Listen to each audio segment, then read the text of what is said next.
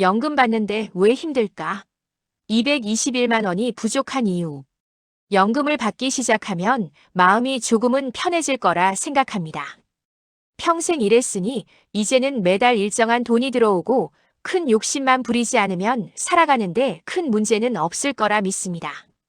실제로 많은 분들이 이렇게 말합니다. 연금만 나오면 괜찮다더라.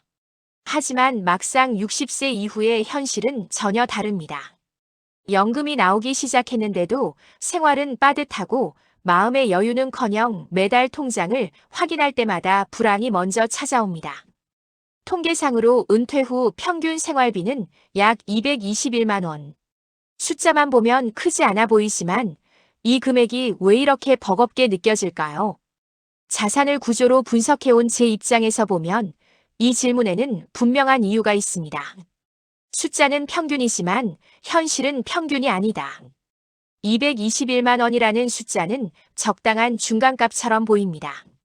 하지만 평균이라는 말은 항상 착시를 일으킵니다. 이 안에는 생활비를 극단적으로 아끼는 사람도 의료비가 거의 들지 않는 사람도 모두 섞여 있습니다. 정작 문제는 대부분의 은퇴자들이 평균보다 더 많은 비용 구조를 가지고 있다는 점입니다. 집이 있어도 관리비는 계속 나오고 자동차를 유지하면 보험료와 수리비가 붙습니다.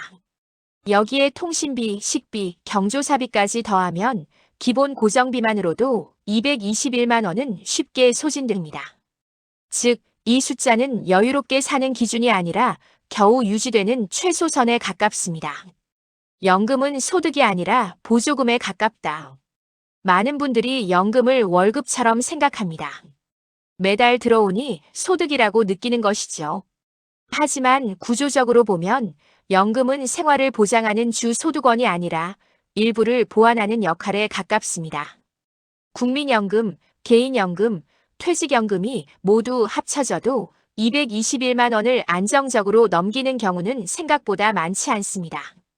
특히 납입 기간이 짧았거나 소득이 일정하지 않았던 분들은 더 그렇습니다. 그래서 연금을 받으면서도 체감상으로는 돈이 들어오는데 계속 빠듯한 느낌을 받게 됩니다. 은퇴 후엔 지출이 줄어들지 않는다. 은퇴하면 돈 쓸 일이 줄어들 거라고 생각합니다.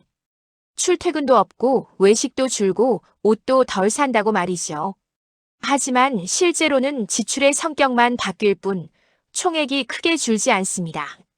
젊을 때는 교육비와 주거비가 컸다면 은퇴 이후에는 의료비와 관리비, 돌봄 비용이 늘어납니다. 특히 60대 중후반을 넘어가면 병원비와 약값은 선택이 아닌 필수가 됩니다. 이 지출은 줄이고 싶다고 줄일 수 있는 항목이 아닙니다. 그래서 221만 원이라는 금액은 시간이 지날수록 더 작아 보이게 됩니다. 가장 큰 적은 고정비다. 자산 전문가로서 은퇴 가계부를 들여다보면 공통적으로 보이는 것이 있습니다. 바로 고정비의 무게입니다. 관리비, 보험료, 통신비, 각종 유지비는 매달 자동으로 빠져나갑니다. 일할 때는 소득이 이를 덮어줬지만 은퇴 후에는 연금이라는 한정된 수입이 이 모든 비용을 감당해야 합니다. 문제는 이 고정비를 줄일 수 있는 여지가 거의 없다는 점입니다. 그래서 은퇴 후 가계는 작은 충격에도 쉽게 흔들립니다. 갑작스러운 병원비나 가족 행사 하나만으로도 한 달 예산이 무너집니다. 221만 원의 진짜 문제는 예상보다 길어진 시간. 과거에는 은퇴 후 1015년만 버티면 된다는 인식이 있었습니다. 하지만 지금은 다릅니다. 60세에 은퇴해도 90세까지 살아가는 것이 전혀 이상하지 않은 시대입니다. 즉, 221만 원의 생활을 30년 이상 유지해야 하는 구조가 되어버렸습니다. 짧은 기간이라면 감내할 수 있는 금액도 20년, 30년으로 늘어나면 완전히 다른 문제가 됩니다. 물가는 오르고 건강은 나빠지고 돌발 지출은 늘어납니다. 이 모든 것을 고려하면 221만 원은 시간이 지날수록 점점 더 부족해질 수밖에 없습니다. 연금을 받는데도 힘든 이유의 본질. 결국 질문은 여기로 돌아옵니다.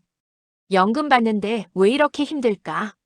그 이유는 연금이 부족해서라기보다 연금만으로 설계된 노후가 구조적으로 취약하기 때문입니다.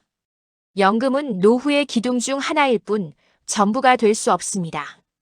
그런데 많은 분들이 그 기둥 하나에 모든 삶을 기대고 있습니다.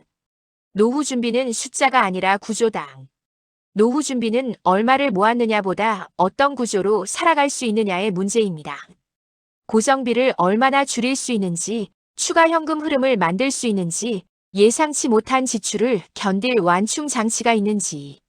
이 구조가 없다면 221만 원은 언제든 부족해질 수 있습니다. 연금을 받기 시작했다고 안심하는 순간 준비는 멈춥니다. 하지만 노후는 그때부터 시작입니다. 숫자만 믿고 구조를 보지 않으면 연금이 있어도 삶은 여전히 불안할 수밖에 없습니다.